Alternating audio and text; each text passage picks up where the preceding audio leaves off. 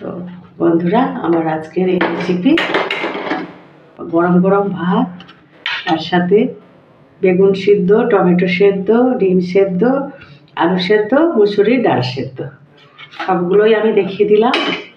বন্ধুরা, কেমন লাগলো আমার রেসিপি? আর মুসুরির ডাল সেদ্ধ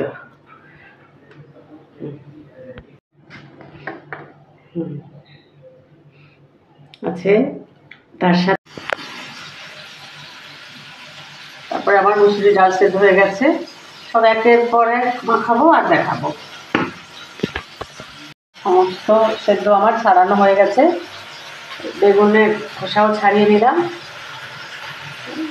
এভাবে সমস্ত খোসা এখানে রাখা আছে আমার।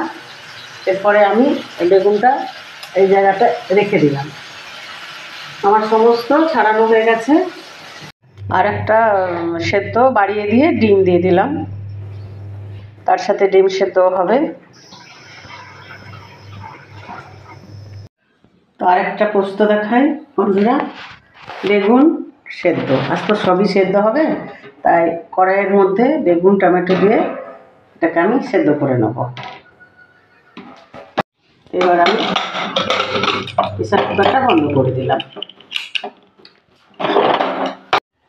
তো প্রেসার কুকারের মধ্যে আমি আলু দিয়ে দিলাম সেদ্ধর জন্য,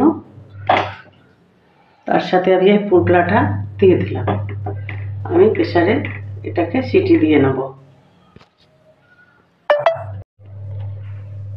তো আমি ডালটা ভালোভাবে পুটুলির মধ্যে বেঁধে দিলাম।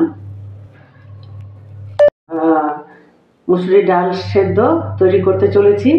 আমি কাপের মধ্যে তৈরি করতে চলেছি প্রথমত আলু সেদ্ধ, বেগুন সেদ্ধ, আর মুসুরি ডাল সেদ্ধ, আর টমেটো সেদ্ধ। তো এই আমি তৈরি করব, আপনাদের দেখাবো।